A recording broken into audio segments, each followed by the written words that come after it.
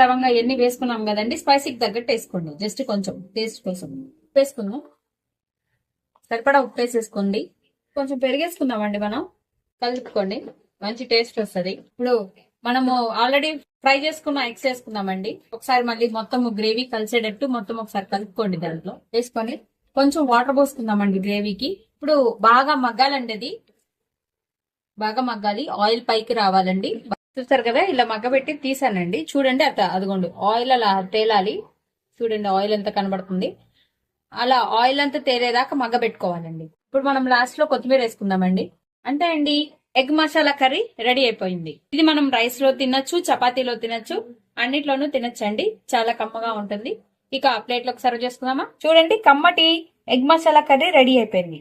ఈ వీడియో గనక మీకు నచ్చినట్టయితే ప్లీజ్ లైక్ చేసి, షేర్ చేసి, సబ్స్క్రైబ్ చేసుకోండి.